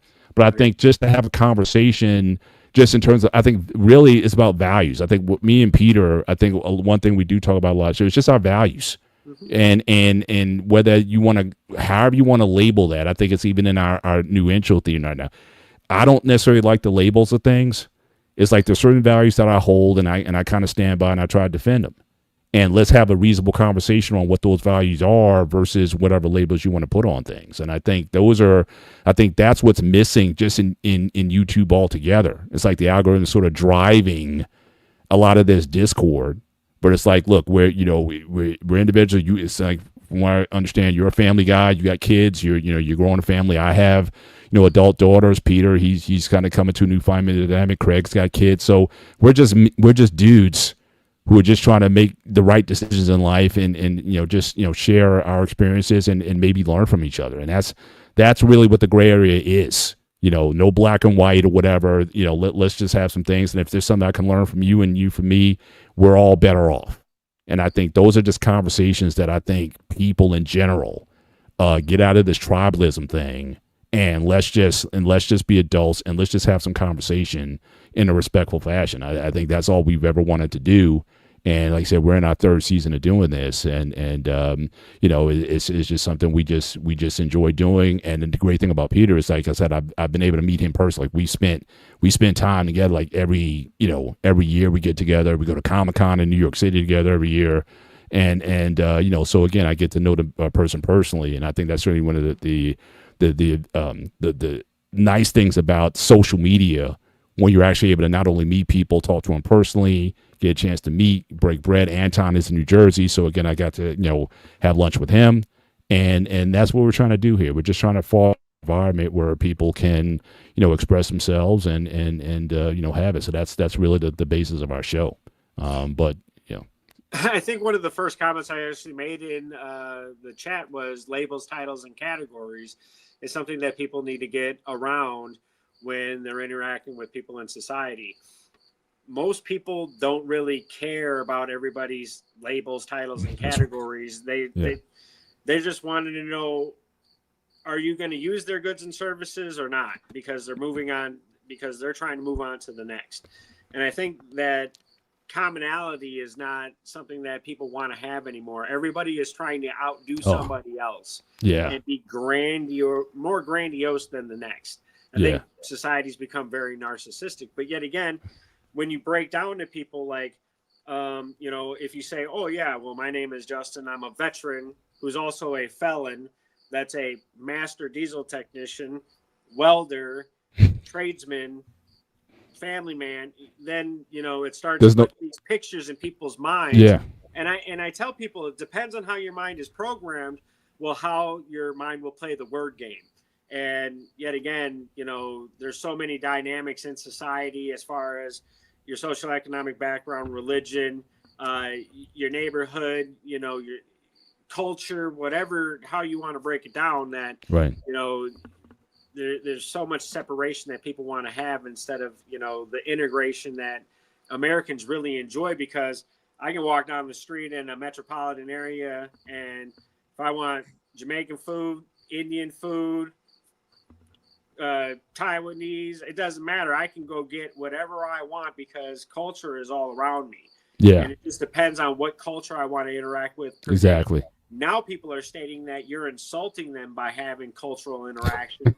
And that's actually just the most ridiculous thing that I ever heard. It is. Especially growing up in, the late 80s and early 90s as far as my introduction to the world, And when we're talking about third parties, when you're talking about the mid 90s, you had Ross Perot, who gave one of probably the greatest, 40 minutes on television telling you how economics actually work. And it's kind of crazy if you go back and watch that. The numbers that he's talking about are absolutely like that's like the military budget for the next year times 50. You know what I mean? It's insane the type of money that's being spent by our government. But social programs are good. I think that when they're solving problems, if they're not solving problems, then fraud, waste, and abuse is something that you got to worry about. And corruption is probably the biggest thing that we have to deal with. And I think people are so much integrated in the two-party system. And, if I make this much money, I'm supposed to act this way. If I'm this skin tone, I'm supposed to act this way. And it's just, it's the United States, you can act however you want. It doesn't matter what somebody else perceives of you. That's just their interpretation of what they're seeing. It has nothing to do with a basis of who they know, They're just creating something in their mind from what they see and what they've been programmed with. Gotcha. Pete, I got a follow-up question for him, but Pete, did you have a question for Lunatic? No, one more statement. So a little more background on how we started this. When I went to a poll, is like I got sick and tired of titles, like black, whatever, you know what I'm saying? So I want to break those walls. That's the point of the gray area. To break these walls down, so we don't have titles. I remember, like you said, 80s, late 80s or 90s, we didn't have these titles anymore. We all were hanging out. Blacks hang out with the Greeks, Spanish, whatever. And all of a sudden, the last couple of years, we went backwards like 20, 30 years. Like we're back at trying to kill each other for no reason. I don't get it. I really don't get it. I can't process it. Maybe I'm the stupid one. Maybe I'm not. I don't know. I can process it. I have a theory on it. I mean, go ahead. Okay, so if you look at what happened after 9/11, all security, as far as the mindset was transferred, okay, well, united we stand. As long as the government is providing all this extra security that we need Department of Homeland Security, we need the TSA, we need travel restrictions, we need all this extra surveillance, we need, the Patriot Act for wiretapping and all this, And I think people, they just were scared. I think people got scared.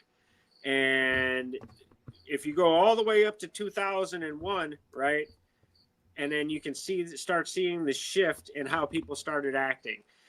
We weren't at war. We were done with Iraq. 1992, we were done. So we didn't have war for how many years? There was incursions and little conflicts, but it wasn't like, oh, well, now we're in a 20-year war with Iraq and Afghanistan, and you can see the detriment that it's had on society. All the extra spending. Now the value of the dollar isn't as much. People don't have work. There's homeless veterans. There's problems with all this, mental health and post-traumatic stress. And I think that when we gave the control to the government to raise our children all day long, from the time that we get up to the time that they get out of school, but then there's aftercare, daycare, whatever they got to do while the parent is still working, because those schedules don't align for some reason, because, well, if you got to work this time, well, the schedule for your children is this time. Why doesn't that mesh? I don't understand why society hasn't figured that out. But, there's ways that if you want to participate in it, there's ways that you can circumvent certain ways that society operates. But yet again, you have to have the skill sets and the training. If you grow up in, the inner city, you got to have the training of the streets to understand how the streets operate, right? You got to have the training of how school operates, right? You're not trained on how to operate within the systems of business, finance, money. It's just whatever allows your survival from day-to-day operations. And I think that people have gotten away from, taking advantage of the capitalistic society that was built so that you can bring yourself up so that you can help other people. Because I think that we've forgotten that people are so charitable, even though we have all these, these extra programs. People are funded through GoFundMes and, group funding all the time. Mm-hmm. Whether you agree with what's being group funded or not, that happens every single day. There's so much charity. There's avenues and resources. Yeah. Correct. It doesn't have to go through the government. Right. Gotcha. And we've lost community. One of the people that I talk to and interact with is, running for governor of New York. His name is Larry Sharp, but he's. Yeah, I've heard several interviews with him. Yeah. Yeah, he talks about community all the time. We've lost community. To be able to have your base family, your extended family, your community family, there, and then there's all this manipulation of our trust factors. Oh, you can't trust your uncles. You can't trust your neighbors. They're all trying to take your kids. They're all trying to do this to your kids. They're all trying to do this to your family. And then people it gets romanticized, and then you see it happen over and over and over and over and over again. Because that's what sells, and that's what sells advertising for television. It's just ridiculous. Right. So much on the negative. Yeah, you mentioned on the community, because what I've also noticed, like, it didn't change when people moved, like, for example, from urban centers to suburban ones. Like that idea of suburbia, right? You're riding your bike through the neighborhood and whatnot, and everybody knew whatever. I lived pretty close to some very kind of posh neighborhoods or communities with nice homes and all that, but it seems like even then people separated from each other. You know what I mean? Because you built, like, you would have, like, the community park, right? Everybody would kind of play there, right? And they would build these kind of areas that nobody uses, but everybody was putting their own private pool, their own private jungle gym and play set in the backyard of their homes. But it's like everything, even though you're in this neighborhood where everybody's on this higher socioeconomic class. So it's like the idea of don't even trust your neighbors. It wasn't just lost on being in an inner city or urban environment where you think there might be a danger to certain people. Even in the suburbs, there's no sense of community there either. It's just everybody has their own individual palaces and nobody knows each other. I think, Paul, you're just too modest to say that you're posh. Well, if we look at what happened in the community from I always look at trying to get to the origin of the issue. So I always go back. We got to go back to the 1700s to figure out how communities were destroyed or lost, depending on what, verbiage you want to use. And then, how policies changed, and then enforcement was. And then, once we get into the 50s and 60s, what the streets were versus, what the country was. we have to look at why policies it's always for a security factor, but then in the end it's always tyrannical, right? Yeah. In today's day and age, I'm a big proponent of mutual combat. So if a mutual combat state like Texas is, if there's a disagreement and two people agree, there could be a policy enforcer or a police officer right there. If you agree in mutual combat, as soon as the first person hits the ground, it's over with. Whatever, you know what I mean? Anything after that is then illegal as far as if you want to get more violent, pull out a weapon, whatever. Right. But if more people have mutual combat instead of, well, I got to pull out a gun because now it's always instantly that it's going to be retribution until there's no more players, and then it gets romanticized. Yeah. We had the Chirac Wars of 2015 that was all started because of drill music, and then you find out that there's certain organizations that are implementing certain kind of situations so that gets more prominent. And I've done a lot of digging on a lot of rabbit holes, so I mean, I always try and trace stories back to their origin. I don't try and just say, well, Trump sucks and this era was better, and I don't try and do that. I try and always go back to the origin. Gotcha, man. Well, like I said, I think we're coming up certainly on the end of the show. So again, I'm going to just start to land the plane, have some final thoughts. Again, Craig, I just want to say thank you. We kid a lot, but I really appreciate all you do for us, certainly on the Sparta HQ network, monitoring the back, always having our backs, on the show. So really appreciate you being here. And it's late for you. What time is it now in the UK? It's like 4 in the morning. I mean, what? It's nearly 4:30 in the morning. Gosh, I don't see how you do it. I'm an insomniac. I'm an insomniac, dude. That's not good. That's not good. But you find a way to always, regardless of whenever we go up, you're always following us. So again, I appreciate you always, the support that you give us. Certainly, Lunatic again. Channels back, you know that. Yeah, definitely. Lunatic. Do you prefer Lunatic or Librarian or Lunatic? I don't know what else. Everybody says Librarian, but I mean, I'm the Lunatic Libertarian. Libertarian. Yeah. So again, I really appreciate again ever since you've been on. Like I said, whether we agree with your comment or not, like I said, say everything you do is like well thought out. You have a background. You have practical in everything that you do, and I think that just adds value to what we're doing. And and to the point that again, we may not be again as well read as, like I said, this is a conversation based with me and Peter based on what we know. But you certainly any of the contributions that you made to our channel as far as information, fact checking us, and all those things, like I said, is greatly appreciated. And certainly I will look forward to if we can have you up for an interview. I got your email. Thanks for sending that, Peter. I'll share that with you as well. And hopefully we can set up some time to have you on. It'll be like the whole show, just you, your background, your story, and just how you develop again your ideology or just your philosophy on life and how you raise family and whatnot. Certainly I would love, and I think our audience certainly would love hearing more about you. You just from hearing from you now, I mean, you need to have your own. Are you thinking about your own podcast? Do you have a podcast? Are you thinking about? You guys can go check out my channel. It's called The Lunatic Libertarian. I've interviewed politicians. Do you want to put it in the back so they can? Yeah, definitely put that in the back chat as well. We'll definitely hype it up and we'll certainly promote it. We'd love to have no problem promoting your channel as well. So definitely put that in the chat, and on future shows when you're up, we'll definitely give you a plug anytime. Yeah, and I think one thing that we need to do is listen to each other's stories instead of making assumptions. And, Amen. Amen, and praise the Lord. If you ever want to check out my channel's in the back, dude. We got you as well.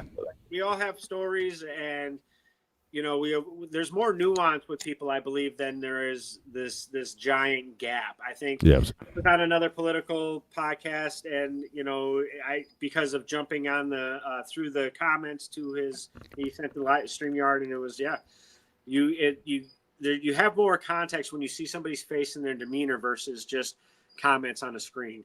Because, absolutely. People disregard information all the time. So I really appreciate you guys having me on. Definitely. Pete, I'll give you the last word.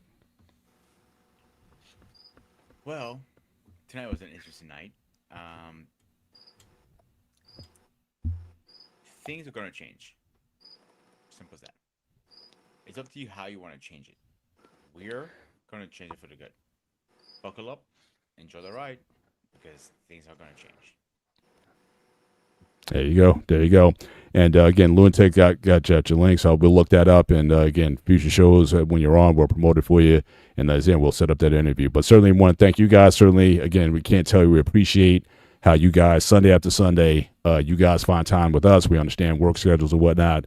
So for the folks who come on, the loyal followers who support us on the network, we certainly appreciate you guys coming up and being part of the conversation. Again, it's like Hall Show. So 3 weeks from now or 4 weeks from now, we'll have another call-in show. We're going to do, again, a variety of different topics that certainly we can certainly we can have a conversation on, and certainly looking forward to that interaction. So certainly for myself, Mr. Bennett, and he is the Ghost of Sparta, aka Peter, aka Panayotis. This is the Gray Area on the Black Man Unfiltered Network, simulcasting on the Sparta HQ Network. So make sure you hit the like button and subscribe to both channels, and certainly we look forward to future content, certainly in these spaces. So until next time, take care. God bless. We see you next week. Good night. I thought Pitt was going to poke him.